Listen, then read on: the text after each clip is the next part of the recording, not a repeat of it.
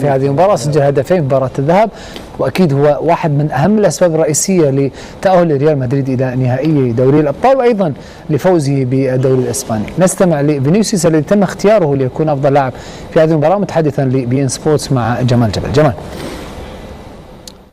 معي نجم هذه الأمسية، حتى وإن لم يسجل إلا أنه صنع كل شيء في هذه المباراة، وكان ربما يستحق على الأقل أن يسجل ولو هدفا واحدا.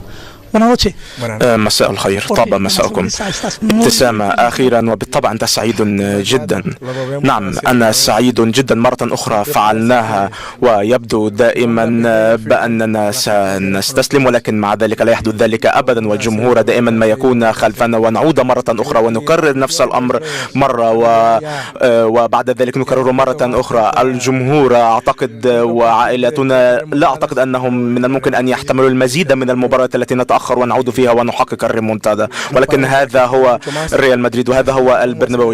لا يجب أن نتوقف هنا. هذا الأسبوع سنحتفل بالتتويج بلقب الدوري وبالتأهل إلى المباراة النهائية، ولكن بكل صراحة هل ساورك أي شك، خاصة مع مرور الدقيقة 80 84 85 عندما نلعب على أرضنا لا يمكن أن يسورنا أي شك بأننا لن نفوز بالمباراة، وبالتالي هذا ما يحدث معنا وهذا ما نفعله. اللاعبون الذين لا يؤمنون بذلك لا يمكن أن تصل وتحقق ذلك، ولكن نحن نؤمن بمقدراتنا. هنالك وحدة كبيرة في هذا الفريق، وكذلك تلاحم مع الطاقم الفني، واللاعبون جاهزون دائما لكل سيناريو. خوسيلو دخل قبل نهاية المباراة ب10 دقائق وسجل هدفين، ووصلنا إلى المباراة النهائي.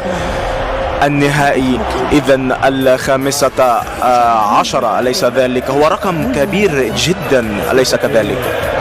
نعم، ولكن في بعض الأحيان يبدو بأنه سهلا لنا نصل كثيرا وفزنا باللقب كثيرا، ولكن نحن اللاعبون هنا نؤمن بما يمكن أن نقوم به، ولكن في بعض الأحيان يقول الناس أنه حظ، ولكن هذا هو عمل، هذا هو القميص، هذه الوحدة التي موجودة بين هذا الفريق. أعود إليك إذن بعد هذه المقابلة مع من أراه أنا شخصيا نجم هذه المباراة، رغم أن لا شك خوسيلو هو من اختير أحسن لاعب في هذه المباراة نظرا لهدفيه الحاسمين. شكرا